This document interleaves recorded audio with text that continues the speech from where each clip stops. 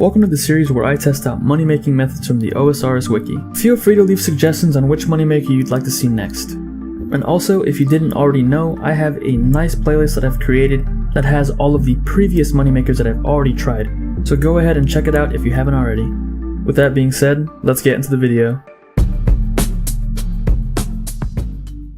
So for today's video, I was feeling a little adventurous and I thought that we would venture back into the wild to do one of these moneymakers, that is killing lava dragons. Now, I've definitely done this before in the past, and I'd say 9 times out of 10, I would always run into a PKer, and yes, I have died here at the lava dragon isle.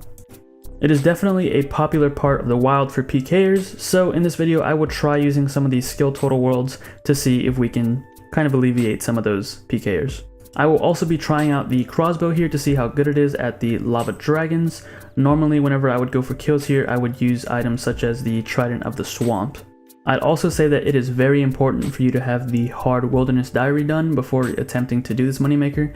It'll greatly help out with this method, and if you have the elite diary done, that is even better. I'll go over some of the benefits that you get from those diaries later on in the video. We can now go ahead and jump into the gear setup portion of the video, and again keep in mind that this is in very deep wilderness, so it is a danger to bring more than 3 expensive items, or 4 if you are using protect item. So like I said earlier, I opted to go for the crossbow because the wiki mentioned that it was actually a pretty good method and possibly better than magic here. So my 4 expensive items here are the crossbow, the Pegasian boots, the necklace of anguish, and of course the max cape with the assembler on it.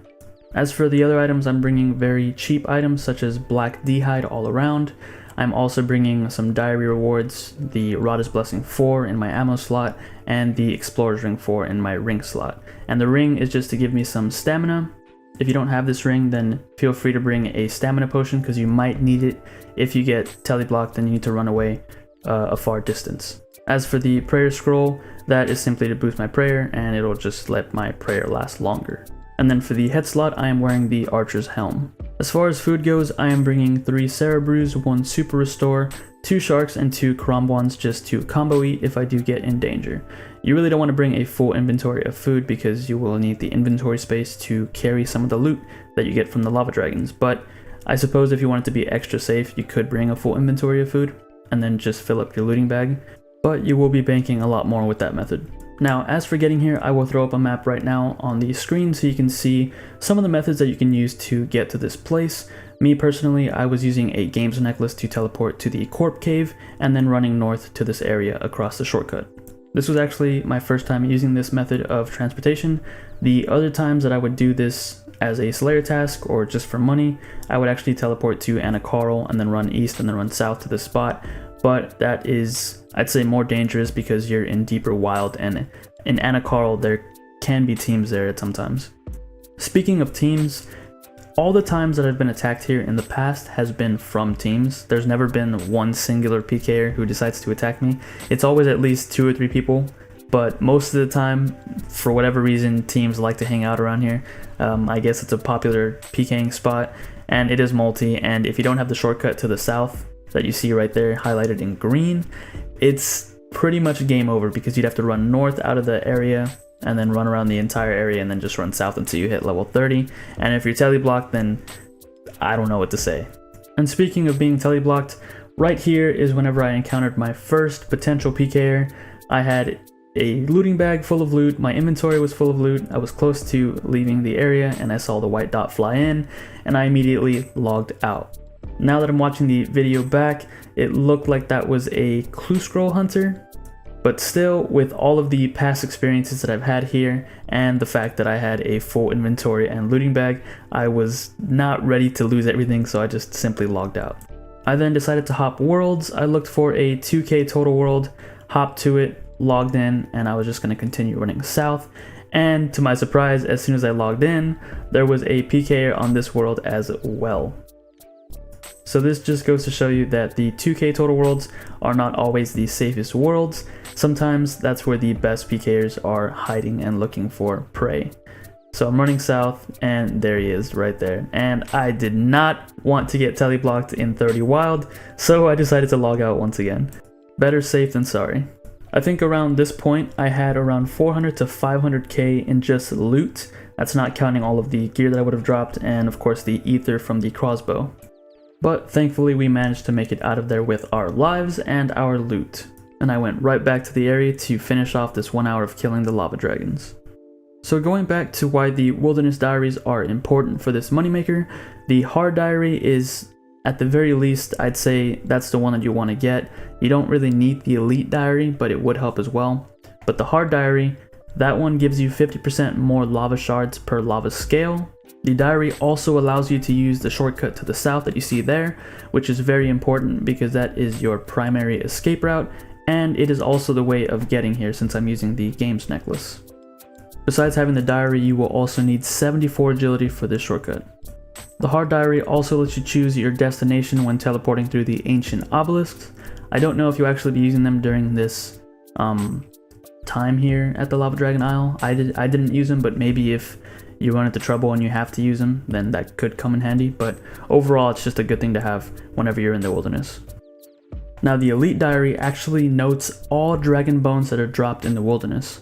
So for a moneymaker like this, where every kill gives you lava dragon bones, this greatly helps out your GP per hour.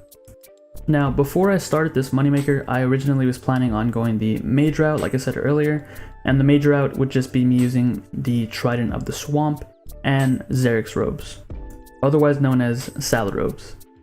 Now, using mage on these dragons isn't a bad option. It's what I was doing before the crossbow was introduced, and with the staff in one hand, you'll be able to wield the anti-dragon shield in the other one, which will prevent the need for the anti-fire potions that you see me bringing here.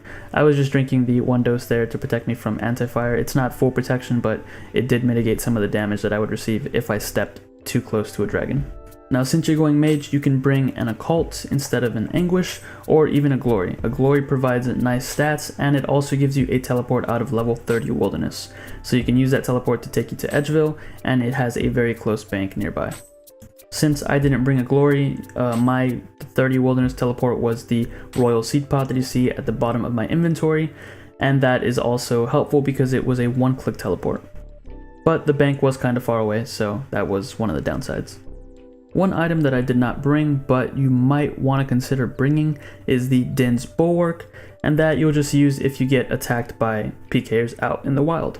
It has very good defensive bonuses, and it'll help you tank a team that decides to come and attack you for your Lava Dragon loot. Just remember that it is kind of pricey, so if you do bring it, make sure it's one of your 3 or 4 protected items. And that is pretty much it for the 1 hour of killing lava dragons. Luckily, we did not lose any of our loot.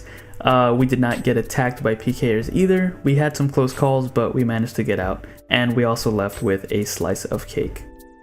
So now we can go ahead and do a small little price check of all the loot we got. Almost a full inventory of unique loot here, close to 1.3 mil in loot from 1 hour of killing lava dragons. Not a bad amount of money, as well as the range XP that we also got for using the crossbow. We can now go ahead and head over to the GE and sell all of our loot. For the most part, I'll be selling all of it for market price or slightly under, just for it to, speed up the process. But depending on how long you want to stay killing the lava dragons, if you have a lot of loot from them, consider leaving them in there for a higher price than market, or whatever price you decide on. But just know that they will eventually sell at a decent price. After selling all of our loot, I will go ahead and also factor in the amount of money we spent on supplies, mainly being the ranging potions, the anti-fire potions, and the revenant ether that we used for our crossbow.